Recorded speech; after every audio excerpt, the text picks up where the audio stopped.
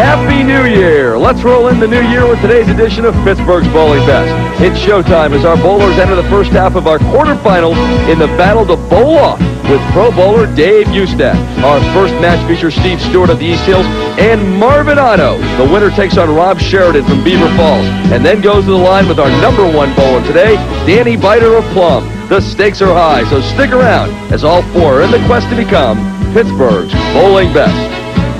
Pittsburgh's Bowling Best is brought to you by King's Jewelry. For exceptional diamond quality and value, come to the experts at King's Jewelry with 25 locations to serve you. And now to your hosts, John Fedko and Dan Gluss.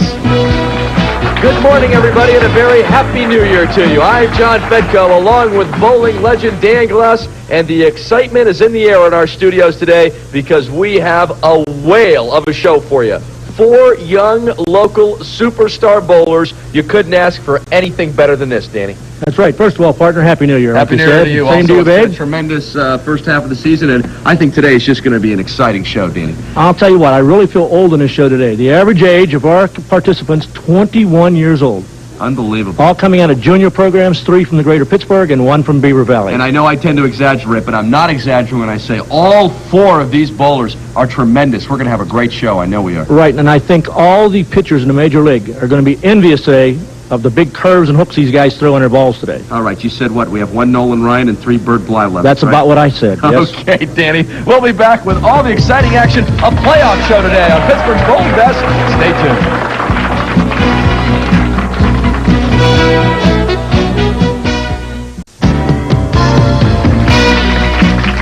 Welcome back to this New Year's edition of Pittsburgh's Bowling Best. John Fedko along with the legendary Danny Gluss. And let's take a look at our first matchup, and it is a good one. Of course, all today's matchups will be a good one. We are in the semifinals of our first half of the season. It's Steve Stewart versus Marvin Otto. And first, let's take a look at Steve Stewart, 21 years old, from East Hills, an average of 194, a qualifying score of 188. Steve Stewart. What else can you tell us about Steve, Danny? Well, Steve takes the full approach. In fact, his right foot is actually off the approach. We'll see that a little bit later. But that big, long extension, he pushes the ball up and away on the first step. If Steve can get his timing down today, he should be dynamite in this match. All right, he will take on 25-year-old Marvin Otto from Pittsburgh. Marvin with an average of 207, a qualifying score of 205. Tell us about Marvin Otto. Well, Marvin generally rolls up the side of the ball. It's a big difference in Steve's game than Marvin's, but Marvin starts off with 3 short steps, and watch that long last step. I don't think I can ever step that far, but he's a tremendous bowler, and we have a dynamite match between 2 bowlers coming out of the Greater Pittsburgh Junior Bowling Program. All right. Boy, these are just 2 fine young bowlers, Steve Stewart versus Marvin Otto. Steve Stewart will begin today's match. Steve is the 4th seed, Marvin Otto the 3rd. Marvin elected to have Steve start in our first roll of the morning. Just missed it. This is going to be the key today because the back ends look like they're swinging a little bit. The 10 pins, they're going to have to straighten the ball out, and Steve did that quite well last time. But the first frame under pressure, John, I'm anxious to see what Steve does. All right, Steve, of course, does throw that big hook. There he's got the 10 pin for the spare. And he will get it. Very nicely done. You know, Steve in the first week, he bowled in week 8 this year, and he didn't bowl too well. We'll just say that he averaged 168 for 3 games, but in the last game he defeated Beiter 188 to 149, and that's why Steve is here. Marvin Otto bowled in week 2 and week 12. He's averaged 186 for 3 games, so Marvin has a little bit of an advantage over Steve as far as the average goes here on this pair. All right, Marvin Otto from Pittsburgh with an average of 207. And his first roll of the morning. And he will leave the 3 pin. You know, watching Marvin shoot, it didn't look like Marvin was loose this morning. Lane 4 was presenting some problems in practice. It just doesn't look like he's swinging the ball enough on lane 4. Hopefully he'll get that down pat as the match wears on. All right, Marvin Otto from Pittsburgh. Again, our first match. These are the semifinals of Pittsburgh's Bowling Best. These guys will go on to bowl off against somebody else and then go on to bowl against our pro bowler, Dave Ustad. Marvin Otto with a nice conversion there. You know, one thing, when bowlers get on certain lanes, like all these bowlers have prepared on this pair before, and if they had in their mind what they were going to do when they come down here, they're sadly mistaken, because you can walk into a pair of lanes, let's just say 11 and 12 in Timbuktu lanes. You can go in there one day, you can go in there 5 hours later, and the lanes play different. So never, never walk into a place and say, this is the way I'm going to do it, because lanes are different every time you walk into a certain center. All right, Marvin Otto's first roll on lane 3. He'll leave 3 pins. John, I think the big thing today, in this first 4 games in the A-flight roll-off, all the bowlers throw such big breaking balls that the guy that keeps the ball in play, by that I mean leaving the 1 pin to single pins, don't worry if you leave 1 pin, make the spare. But with the crankers, you can see a lot of these god-awful splits here that you see right now. All right, and Marvin Otto opens up in the second frame. Now, Steve Stewart was taking some advice from his father, who's in the audience today in the warm-ups. His dad was over there coaching him. You know, his dad and I go a long way back, and I don't advocate anybody going in and trying to tell anybody else before a big match, because everybody thinks differently. When my son bowled or played baseball or anything, I stayed away from them because I think they have a mind of their own. Now, like I said before, the cranker balls, if he misses his mark, you can get some bad scores, but if they get lined up, you'll see some dynamite scores. But getting back to trying to tell somebody what to do, I don't think anybody can go out there and actually put yourself into their shoes. They've got to go out there and find out for themselves. Sure, it's nice to have Dad rooting there and and everything, but for Dad, if you've seen his dad bowl, he bowls quite opposite of Steve. So I don't know what he can tell him to line up on the lanes or anything. I think he was giving him some advice on his release and his stride. Oh, boy. I'll tell you, both our bowlers are having problems, Dan. Well, they're just trying to find the lane. I think it's the nerves, too, because all they have to do is win this first game, John, and they can go in and get on to the next game, but the ball will not come back. So what you're saying, Danny, is Mr. Stewart maybe shouldn't have been out there coaching his kid in the warm-ups? Well, no, I'm not saying that. I'm just saying that, I've bowled on TV so many times, look at the ball just hook away, and he's really frustrated right now. And it could be, that he's wondering what's going on out there, and he's trying to put some of those things into play. Maybe Dad was right now, look at the ball hook away from all the pins. We'll be back with more on Pittsburgh's Bowling Best after this. Welcome back, everybody, to Pittsburgh's Bowling Best. I'm John Fetko, along with bowling authority Danny Gluss. We're in our first game of the quarterfinals to find the best bowler in Pittsburgh. We pick up the action in the 8th frame as Steve Stewart of Pittsburgh goes to the line with the hope of tightening up this important match. I can remember 1971, I won the championship on a different station here. I won't mention the name here because Channel 11 won't like me for it. Danny. But in a semifinals match, John, it was like the same match as this. I tried to give it to my opponent, Keith Craycraft of West Virginia. There you go. Beautiful. Very nice. There you go, Steve. And he tried to give it to me, and we looked like two guys that never knew how to bowl before. And I was so worried coming up in a championship match. Watch his ball. Oh, beautiful. Perfect. That's a jam It shot. looks good. It looks good when you can throw it. But All boy. right. But anyhow, getting back to the story, the following week I came out, looked like gangbusters, but I worried all week if I was going to make another fool out of myself. Now, that ball he laid down. He had no chance at all because he laid the ball down. There was no loft at all on it. No loft at all. John, you're picking up this game very well because thanks, you Dan. found that out right away. And you know what? I think he's been wondering about his approach, and he's been wondering about his delivery this game. Anytime you start thinking you're in trouble in bowling or in any other sport. I was just telling his parents and the rest of the people in the audience. Nice conversion. There's Very Steve's nice. grandmother, by the way. 16-pin edge. Steve still got a shot here. Oh, no question. Both bowlers struggling. But I was telling the audience that under pressure, you've got to be on what I call AP, automatic pilot. When you take that first step, it's too late to think. You can't learn about the game or you can't think about what you're doing up there. It has to be automatic under pressure. It's almost like a field goal kicker. You don't want to think about it. Just do it. All right, he leaves a 10-pin. And that, once again, at least gives Steve Stewart a shot at this match. The 6-pin, the second pin on the right just goes into the channel and does not get up after the 10-pin. But right now, Steve Stewart can still go 152. So Marvin got a mark and get a big count here to shut Steve out. Or Steve can come back and get into that second match against Robb Sheridan. Marvin Otto from Pittsburgh and Gateway High School. Boy, what a tremendous football season Gateway had. No. He just got it. He just nicked it. And I'll tell you, he needed that, the way this match has been going. He needed that. Yep. He has to mark now to shut him out. If he can get a big count, he'll give him 137, and if he happen to miss, be 146. That would still give Steve Stewart a chance. Mm-hmm. Look at that. That was that extra piece of paint on that pin. All right, Marvin Otto, who has only rolled one strike this morning, and yet he still has a big lead over Steve Stewart. I ought to tell you how things have been going in our first match. And again, both these bowlers are great. We are not cutting them down. They're tremendous bowlers. And they're just having their problems this morning. There's no question about that either. Well, he makes this and gets a 7 count. He goes into the next match against Robb Sheridan. And I guarantee you, that's not automatic in this game. not the way those guys are doing. No. I'll tell you what, and especially Marvin barely nipped that 10 pin in the 9th frame to get the spare. That's right. A lot of nerves this first game. So Very as Danny difficult. said, he needs the spare and he needs a 7 to beat Steve Stewart. Got a shot. He gets the spare. Now he needs a 7.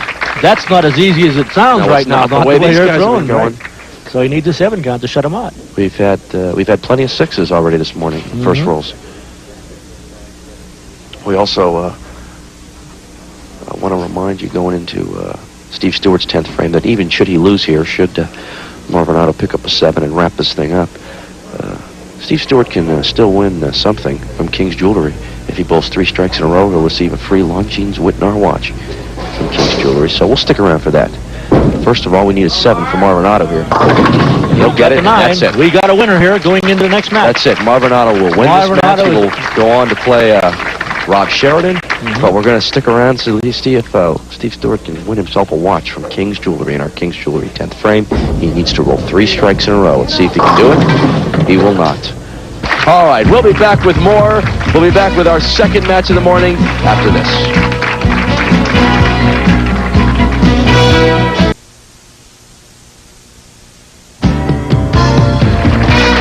Welcome back to Pittsburgh's Bowling Best.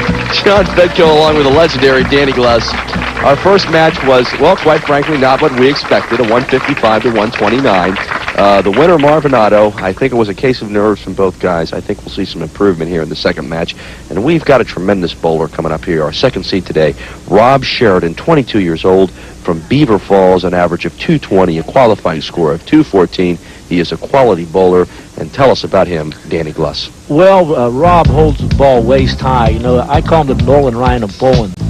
5 steps, the 4th and 5th steps are like piston-like steps where he gets ready for that big power shot. And boy, for a 22-year-old, he got a lot of oomph in his game, a lot of pizzazz. So we got to have a great match here with Robb Sheridan. All right, Robbie Sheridan, 22 years old, versus Marvin Otto from Pitcairn, 25. Marvin, the 3rd seed, beat 4th seed Steve Stewart in our first match. And again, these are the semi-finals. The champion of today's show will meet the champion of next week's show, and the champion of that show will meet pro bowler Dave Usted.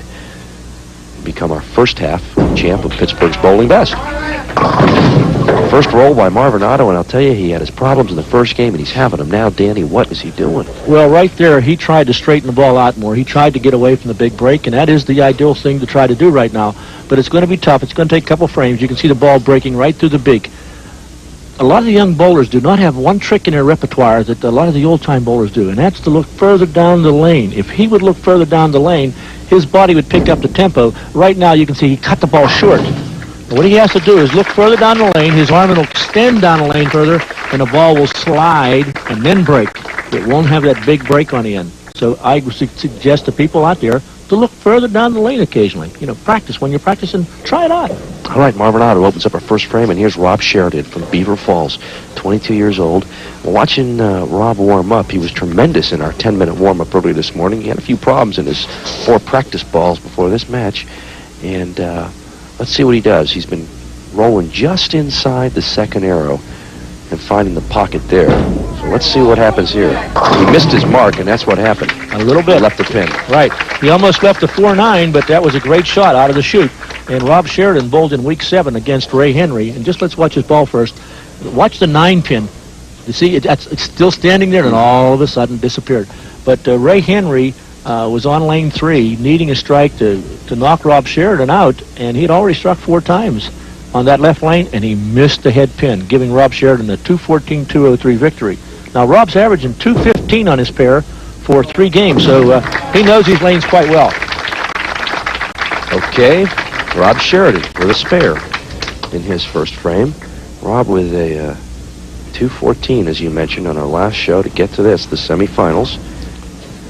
And the winner of this match is going to take on Danny Beiter. And this kid is fun to watch. 19 years old, little ball of dynamite.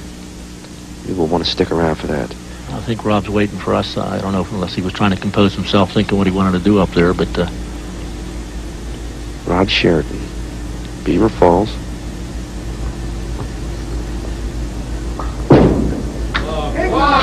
Crossed over. You know, John, all of a sudden, 610. it got so quiet in here, you can hear a pin drop. I don't know what the reason was. Maybe Robb standing there for a while made everybody get real tense and quiet, but Robb really pulled up on that shot. That time there, Robb wanted to do it with speed, but he pulled his arm across his body, and he says, what did I do wrong there? And, you know, I watched him, I said, during warm-ups, and he was tremendous, and then when he was warming up for this game, he seemed to be upset about something, and maybe it's showing now. All right, 2 spares for Robb Sheridan, the first 2 frames. You got to remember one thing. We said the average age was 21 years old. These guys are into the semifinals. They've got a shot at really making a name for themselves in the area, bowling a pro like Dave Houston 2 weeks from hence. And these guys are under such pressure that maybe it's getting to them. I don't think so. I think it's just the competition between the bowlers. They know each other so well that they're afraid to give each other a break, and it's back and forth. All right, and Marvin Otto will lead the 2. And Marvin just hasn't found the groove this morning. It's that simple, right, Dan? No, that's right. That time there, he laid the ball down a little bit. Marvin Otto's going to have to look down the lane further and take that big break out of the back end of the ball. All right, we want to remind you also that next week, starting next week, our show's on at 1 o'clock on Saturday afternoon. Oh, that's not true. You know what goes through your mind right there? You just figure the ball's breaking real hard on the end. I'm just going to go up and throw the ball down. And that time he had no lift on the ball, and the ball sailed right on past it. And Marvin Otto has opened up in his first 2 frames, and against Robb Sheridan, that could be disaster. That's for sure. I don't think there's any question in Marvin Otto really has to strike here, or Robb Sheridan could break this thing wide open. You know, I hear a lot of people out there saying that they're going to, oh, beautiful ball. He got it. Great. Oh, the 10-pin went down. A lot of people out there say, boy, I can bowl that good. I want to enter the next round. And they are entering the next round out at Miracle Lanes, which will be the next 2 weekends, the 7th and 8th and 14th and 15th. All you have to do is call John Brandon down there at 771-2800, and you can pick up a spot. But put yourself in these guys' position. They're shooting in the semifinals. Millions of people are watching them on TV now. And they're not only worried about their game, they're worrying about their personal appearance out there, how they look bowling, and they don't want to go into work and have their counterparts saying, boy, did you stink out the place this week. It's a mental thing right now. He'll leave the ice bucket. Right. And look at Robb Sheridan. He is really upset with himself. He really is. He was warming up well, and now he has apparently had some problems. John, I can't believe that Robb Sheridan can't overpower the lanes, but he just right now, he's confused. And that's exactly what Steve Stewart said when I talked to him in between the match. I said, Steve, what happened? He says, I'm confused. And he just didn't know how the ball was reacting. All right. There's the 3rd spare in a row for Robb Sheridan.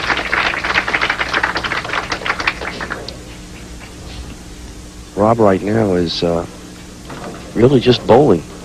He's self-employed. Moved back here from Arizona in December of last year. If you don't think it's hot under these lights, take a look at Robb's armpit, how he's sweating so bad. And the pressure is there. These young bowlers really are out to really do good today, and the pressure is just tremendous. All right, Robb Sheridan, he needs to hit right inside the second air. That's where he's been rolling all morning. And he'll leave the ice bucket again, and look at him. He just can't believe it. You know, it's John, almost as if the rotation on his ball has changed, too. Right. What's happening is the oil's carrying down a little bit, and you can just see the ball's not reacting. But you mentioned the ice bucket 2 times in a row. You're the only one in Pittsburgh that calls it the ice bucket, John. We usually call it the dinner bucket, but maybe you have ice water in your veins. I'm sorry, but I call it the ice bucket, Danny. I know you called it dinner bucket. Only kidding, John. He was mad there, but he still picked up the spare. All right, we'll be back with more on Pittsburgh's Bowling Best after this.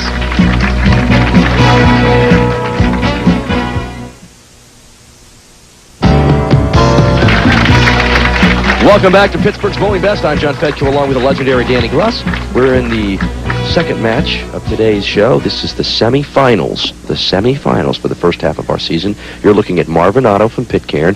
He is taking on Robb Sheridan of Beaver Falls, our second match today. Marvin Otto, the third seed, defeated Steve Stewart in our first match this morning. Robb Sheridan and the dreaded second seed Jinx. The second seed has never won a show in Pittsburgh's Bowling Best. Not last year, not this year. Beautiful double shot by Marvin Otto. That's a jam shot right there. That's right. What we had there on the screen was he was working on a double. Well, he was looking for a double, and he got it. But, boy, you couldn't have put that ball there any better. And maybe the commercial break did wonders for Marvin Otto. Give him time to think and look at that. All right, now he's working on a double. So really it was prophetic. And we have yet to have a triple this morning. Our first show, both our bowlers struggled a little bit. Marvin Otto survived that struggle. And working on a double here, looking for a triple. That last roll was beautiful. Let's see if Marvin Otto can duplicate that now here on lane 3. Looks good. And there it is, right there. You notice what Marvin Otto is doing right now, John? You notice what he's doing right now? What's that? Throwing the ball more down and in rather than out away from the pins. And I think that's what Robbie Sheridan. Look at the beautiful pro spin on that. Just right in the pocket. Beautiful. That's a jam shot. Very nicely done. Marvin Otto, there it is. Look, he knows he's got it. All right, Robb Sheridan has had 4 spares in a row. And let's see if he can answer the triple now by Marvin Otto. And Robb has really been upset with himself after his first rolls. He knows he's having problems here in this game. He hit the mark there, but look at the split he leaves. I just think he's lost. I really do, Dan. Yep. Look, I think he's lost. He doesn't know which way the ball's reacting, and he's having a lot of problems up there mentally right now. Robb has come down here, and he's bowled 3 times. And very well. Very well, right. Now, this is the first time that he's come down here, and he's not been able to hold his speed. Something's got to be bothering him. I'm going to be really interested to talk to him afterwards. Apparently, he's also not getting the same rotation he had in practice earlier this morning. I don't know if the lanes can change that much after one game, but something is bothering Robb Sheridan. He's a tremendous bowler, and he's having his problems. Nice try. Nice try, Robbie. He opens up here in the 5th frame. He's had 4 spares, and now that open frame. And with Marvin Otto's triple, there is definitely some pressure on Robb Sheridan right here. He needs a strike. But Robbie was kidding us before the match that the second-seeded Jinx wasn't going to get him because this was the new year. But I wonder if he's thinking about it now. You know, people say, quit talking about it already. But it's there. We can't do anything about it, you know. The second seed has never won a show in Pittsburgh's Bowling Best. Not last year, not this year. All right, let's see what Robbie does. Come on, Robbie, make a go of it.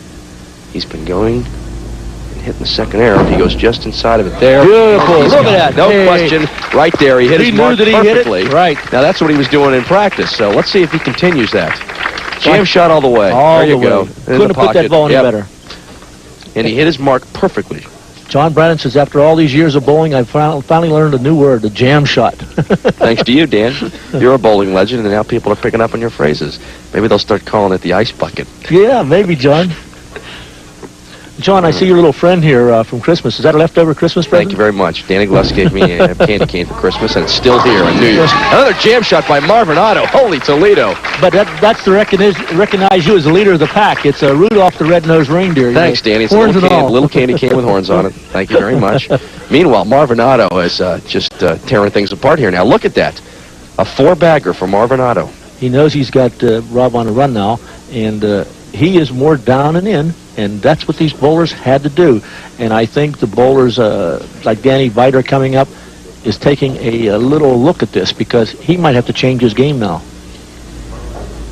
All right, working on a 4-bagger. And he gets it. Nice mix. That wasn't a jam shot, but they all went down. That's for sure. Watch this. He crossed over. Look at the reaction on the 6 and 10. It's a cross in the scoreboard, though, and it's a 5-bagger for Marvin Otto and a 39-pin lead over Robb Sheridan. 4 frames to go, but Robb must strike now or else he's out of this match because he's already 39 pins down, and he's got to put the pressure back on Marvin. Robb and Sheridan looking for a strike.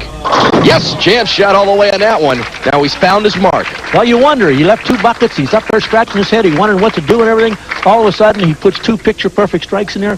What was the difference? I think he start lofting the ball more and start going further down the lane. He might have overheard us. Okay, he's found his mark, no question about that. Robb Sheridan with 2 perfect rolls in a row. He's working on a double here. Marvin Otto has rolled a 5-bagger to put the heat on this guy right here, Robb Sheridan. Watch the approach. It's kind of quirky. He'll stop at the line. Throw it. Uh-oh, wide. No! Hit the 10-pin. I thought he may have had a shot at it, but he leaves the 10-pin. Well, he went a little bit wide with that ball. If you watched, if you can overlay 4 onto 3, you would find out that that ball was much wider than the other. The last time he was on that lane when he jammed it in the 6th frame.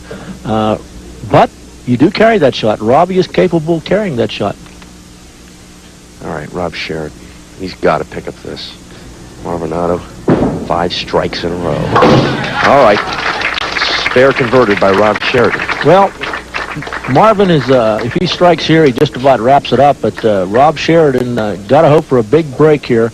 The most he can go now is 208, and Marvin's sitting on a 218 possibility just by marking out. All right, Marvin Otto working on a 5-bagger. Looking for 6. Looks good. Nope, he'll leave the 2-pin. But you can see what kind of bowlers these guys are. Marvin Otto went out and looked like a kid that never bowled before in the first game, 155. He made an adjustment. Now he looks like he's a normal bowler, and that 200 average that he carries, you can see why. He's made the adjustment. All right. Marvin Otto. Robb Sheridan's hoping probably that he misses this. That's the kind of break Sheridan needs. He eased up on that ball. Yeah. That's a big break again. If he would have thrown it direct like Robbie Sheridan throws it, but that opened the door right now. That's the kind of break that Robb Sheridan needed right there. Right. He's still 17 pins down, but at least it gives him hope right now. That means if Robbie Sheridan would go all the way out, Marvin Otto must double in the next 2 frames to stay ahead of him. That's how close this match can get real quick. Okay, and Robb Sheridan certainly has the ability to go all the way out. There's no question about that, as does Marvin Otto, who is bowling well here now in this game. Looks good. Beautiful. Bingo. No question about that. That was a great shot under the circumstance. After missing the 2-pin, your mind got to be playing games with you, and to go up and throw the next shot like that, that shows a lot for the intestinal fortitude of a guy like Marvin Otto. All right, Robb Sheridan. He's got to have a strike here. It's like missing a chip shot field goal and then hitting the 50-yarder. You wonder why. How was your holiday, John? Very nice. Great. Very Glad nice. to hear it. Glad to hear it. Christmas in Pittsburgh, you can't beat it. Do I sense a little sarcasm there, John? No, are you kidding me? I love this city in the winter. Now, what happened there, I don't know. Danny? I don't know. You saw the approach, and he pulled up, and he's going to change balls. Or is he? I don't know. I believe he's throwing the Columbia yellow dot there. Let's see if he changes balls.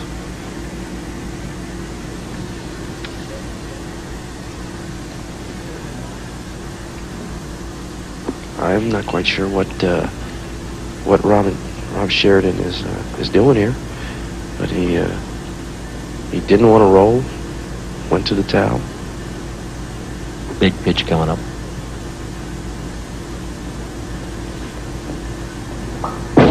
He needs a strike here.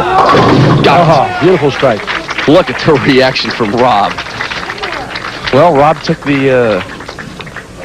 John, looking back, Robb made a motion as if maybe he overheard us talking as he's going to the line. I don't know if he switched balls or not. But no, he didn't. And it's not a Columbia yellow dot he's throwing either. Big pitch coming up here. All right, we also want to remind you about the 10th frame by King's Jewelry. If Robbie were to throw 3 strikes here, not only would he win the match, but he'd win a free Longines Whitnall watch. Oh, what a jam shot. Well, I may he's have cut the spoke lead too to soon. 7 pins. He's down to 7 pins right now, and with this strike here, Robbie can take the lead and put that pressure. You couldn't have put the ball there any better. Very so nicely whatever done by bothered, Robb Sheridan. right, whatever bothered Robbie, he's really composed himself and come back strong. I shouldn't say that he would win the match if he strikes out here in the 10th frame, but he'd certainly put a lot of heat on Marvin Otto. Well, Marvin would need the first strike in the 10th to win the match. All right, Robb Sheridan. If he strikes out, he'll put the heat on third seed Marvin Otto. Robbie needs a strike here.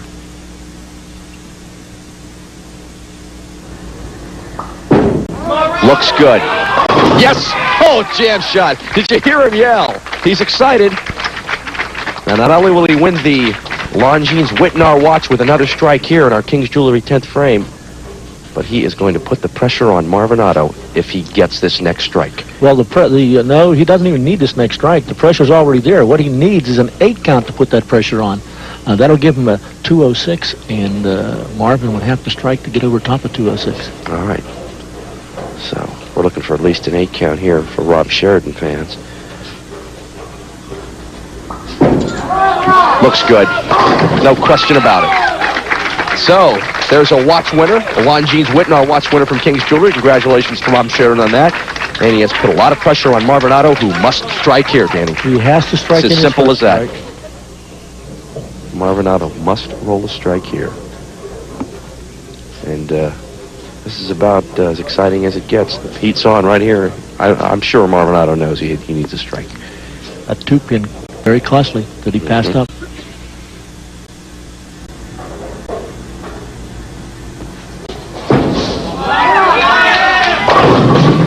He will not get it, and Robb Sheridan has won the match and broken the dreaded, the unbelievable. Well, he hasn't broken it yet. He's got to beat Danny Beiter. Second seed jinx, at least at this point, yeah. Yeah.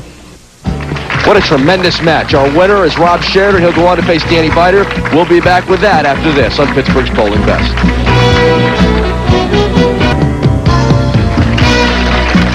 Welcome back to Pittsburgh's Bowling Best. John Fedko along the legendary Dan Glass, and we're ready for our championship game of today's show. It'll be Robb Sheridan, the second seed, versus top seed Danny Beiter, 19 years old, from Plumboro, comes in with an average of 208, a qualifying score of 247. Tell us about this little ball of dynamite, Danny Beiter, Danny. You're right, a ball of dynamite. 5-step delivery. He holds the ball knee level, but that 4th and 5th step, he gets loaded up similar to a Robb Sheridan. I'll tell you what, two of the great young bowlers in the area, and we ought to have one dynamic match.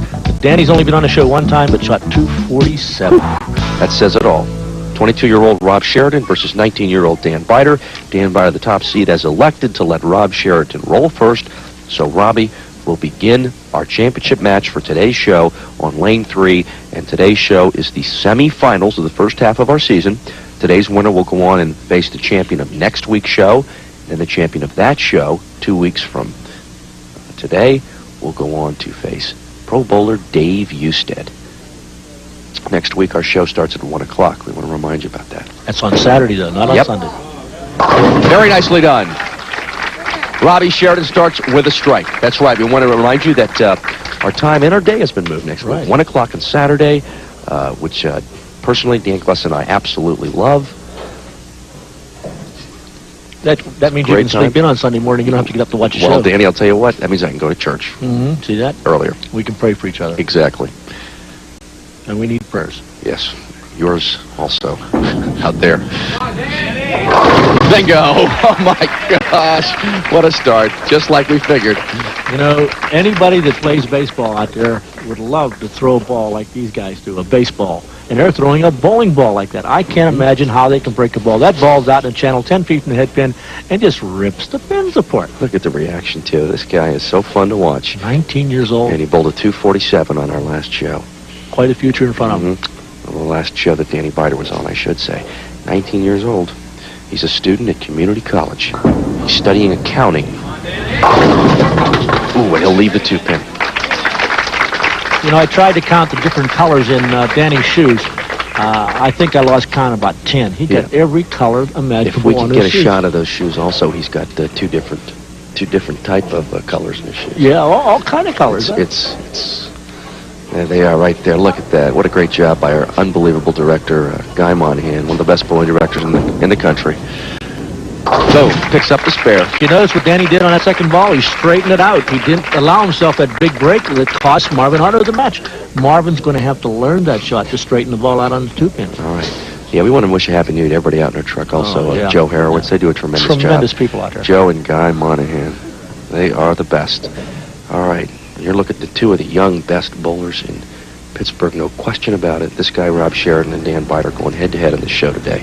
You couldn't ask for a better matchup. You really couldn't, folks. This is what Pittsburgh's Bowling Best is all about. Robb Sheridan looking for a double. Oh, no. Oh, Yes! You know, Oh, my. every break is going for Robbie right now until, you know, that time in the 8th frame or 9th frame when he went up there and stopped at the foul line when he heard some movement. That's what he told us. He heard some movement, and he stopped at the foul line to do that and then compose himself and win the match and then start like this. And look at the reaction of this. Yeah, ooh, ha. I wonder if he I like heard that me too, go, you know. No. Yes. Great call there, right, Fedco? You know, with our supporting cast, we've got Bill DeVault, who was our first alternate, doing the scorekeeping down here for our audience and for our bowlers. And out in the truck, we've got Father John Brannon, the father of bowling in the Pittsburgh area. Oh, he's huge. Doing yeoman duty again today. Yeah, he got the mix. Look at him. Robbie Sheridan with a triple. None of them have been jam shots. We can tell you that right now, but they've been strikes. Maybe a bread and butter shot, but not a jam shot, huh? Uh-huh. All right, Danny Beiter. We've had nothing but strikes in this match, except for a spare by Dan Beiter. That was in his last frame, the 2nd frame. Rolling that red hammer. And he puts the hammer down on that. I will tell you this, never, ever count Danny Beiter out of a match. He is one of the tremendous young bowlers, and if he, keeps it all together in future years, you're going to see a lot of him on the Pro Tour. That ball, you couldn't throw any better. Look at him. All right, Danny Beiter rolls in a couple of leagues, the Men's Classic at Holiday Lanes, the Men's Classic at New Great Valley Lanes. He's from Plum Borough. And does he throw the ball hard? This guy will put a hole in the back of any alley. Boom! Now, that was Oh, in my between. That goodness. wasn't a jam. It was like a half hit. I call it a sliver hit where everything left to the side. All right, we'll be back with more on Pittsburgh's Bowling Best.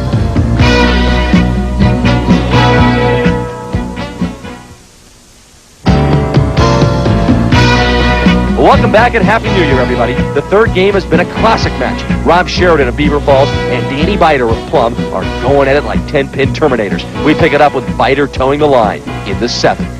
Last time Danny was here, Danny went 247 to 234 against Andy Uhas, and Danny was down a number of pins and come on like gangbusters. So let's see if Danny Beiter can turn it around and come back again. All right, he had an open frame on this lane last time. He will leave the 10-pin, and he doesn't like it. Look at him. That is discouraging right there because he really threw the ball super.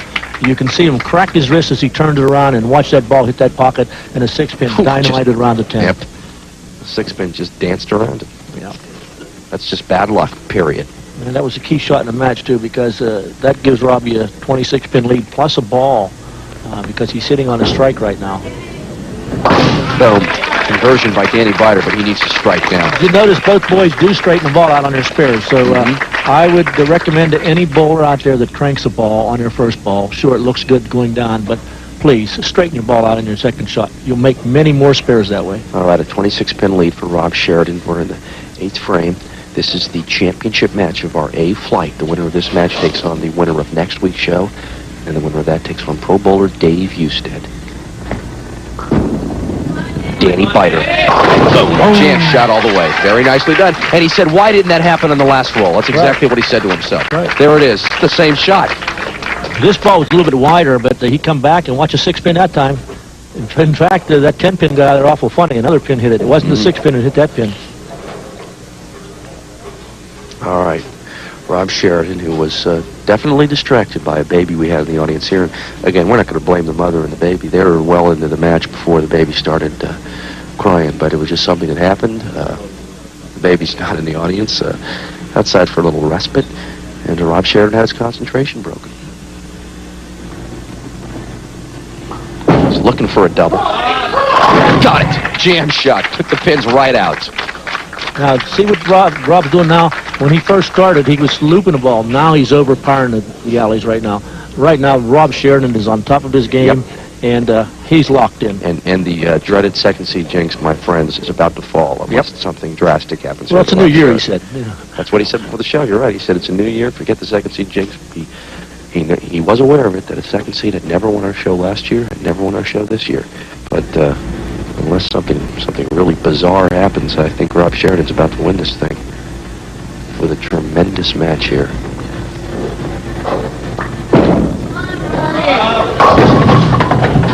Split. Bizarre. Yeah, that's it right there. Oh, That's it right there. unbelievable. And remember, Andy Uhas left an 8-pin, 8-10 to leave Danny Beiter back in the match. Can this leave him back in the match? I'll tell you what, and Danny Beiter's a pressure bowler. Yes. Believe me, he is. Yes. And we're going to have ourselves an unbelievable finish, I think. Robbie missed it. That was a big 2 pins. And I'll tell you what, we said something bizarre, and that was it right there. Right now, if Robbie would have got one of those 2 pins, he would be sitting on 193. Right now, he is sitting at 191. If Dan Beiter triples out, the best Robbie Sheridan can do is tie him. That 1 pin can cost him the match. Let's see what happens. And this guy is a pressure bowler. All right, he had a jam shot his last roll. Boom. Look at the reaction. Look at, you know, he loves this. He thrives on it. That's right. In the last show, Andy Uhas, he had to roll strikes. He did it. He had a 247 that game. I mean, he loves this. Yeah. Now we're entering our 10th frame by King's Jewelry, sponsor.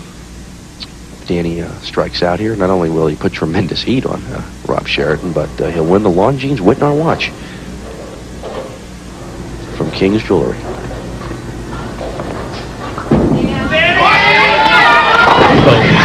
A jam shot all the way. Well, I'll tell you what, ladies and gentlemen. Look at him. That shot right there shows you what kind of, and I'm not going to say intestinal fortitude, what kind of guts that young man. Geez, I could never throw a ball out that far and bring it back under a pressure situation like that.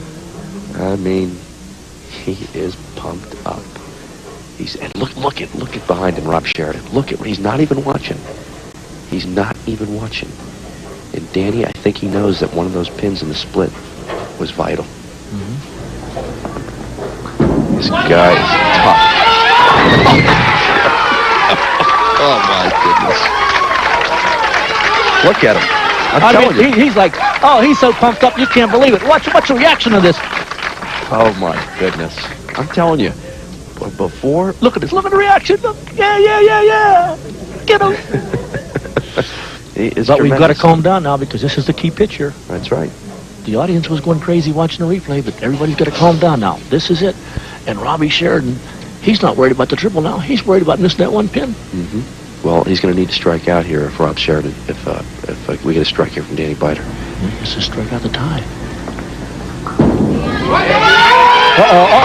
He didn't get it. He didn't get it, and he didn't get the watch either. But that was a tremendous show. A tremendous show by Robb Danny Sheridan now must get a double and 9 count to win the match. That's right. I mean, we've got to have a strike here now by Robb Sheridan. This match is over. He must strike. He must. He must.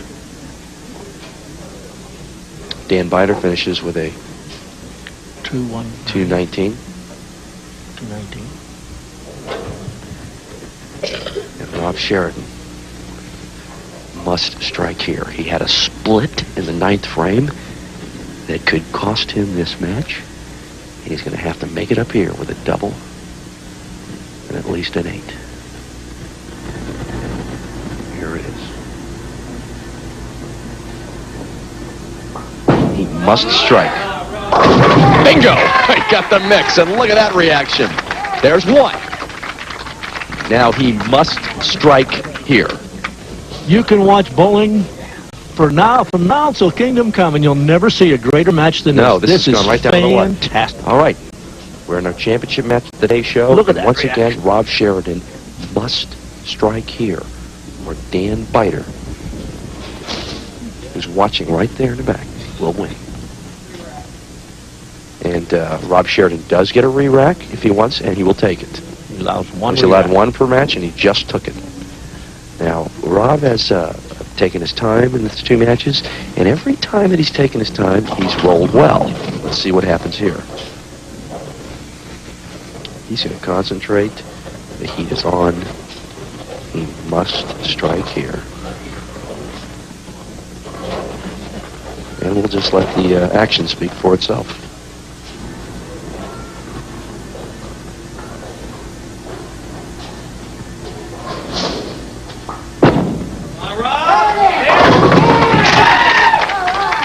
Unbelievable. Well, he still needs 9. Unbelievable. He still needs 9. Well, he needs 9 to win. If he gets 8, it's a tie, and we win the 2-frame sudden death. If he gets 8, it's a tie. If he gets 9, it's Look a at the win. reaction. Look at the reaction of that. All right. Fantastic. Now, let's set this up for you. A second seed has never won a show. Never. Not last year, not this year. He's battling those odds. He's battling Dan Beiter.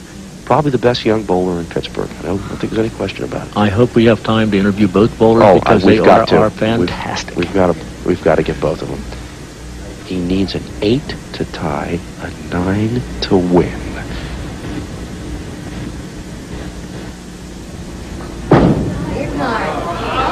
Yes, it's a jam shot and a win in tremendous, dramatic fashion by Robb Sheridan.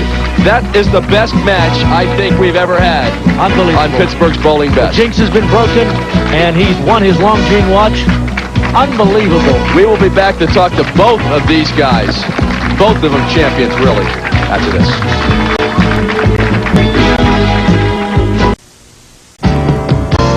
Well, folks, the new year starts out on the right foot for our show. We just had the best match we've had. I think it was better than any match we had last year. Just tremendous. Our winner, Robb Sheridan, by a score of 221 to 219 over Dan Beiter. I've got to ask you, Robb, have you ever felt more pressure in your entire life in a bowling match? Never. What was going through your mind when you knew that you had to roll at least a double and an 8 to tie in the last frame? After I split, my mind was blank. After he struck out, I just wanted to make good shots, but I didn't think I'd carry. I figured a bad break was bound to happen, but it didn't. We got away with the first strike. Well, you know, Dan, you always hear the cliche that there's never a loser in a match like this, and there really isn't. Dan Beiter just put on quite a show, even though he's not going to win the show. Tremendous effort by Danny Beiter. Danny, you started out real fast, then you had a little lapse. Then you come on like gangbusters. But in the 10th frame, when you doubled, if you would have struck, the best Robbie could have done was a tie. Did you realize that at that point? Yeah, I just wanted to make a good shot that last shot. I got out a little quick, and it just jumped on me. There's nothing I could do. I was kind of lost the whole game because from practice before, and now the lanes were different. I didn't get enough time to warm up, and just I didn't feel loose. What happened on the double pinochle and then the ball on 3 where you missed a head pin? On the double pinochle, I just set the ball in and short, and it never got out, and it just caught the dry and just jumped. And the washout, I think I just set it in, but it went out, and it just never came back. Danny, great bowling, great competitor. Congratulations. You could have won, but that's the way it goes. And Robb Sheridan, you know, you almost cost yourself the match in the 9th frame by missing one of those 2 pins. Do you realize that right now? Oh, I know. I was still discouraged over the first shot. I just tried to throw the ball hard and hopefully bounce one out. After I did it, I knew it was a stupid move. So, in other words, if you would have got the 1 pin, you would have had a double or triple in the 10th frame for a tie. No matter what, I couldn't lose, though. Whether I miss them both, if I strike out, it's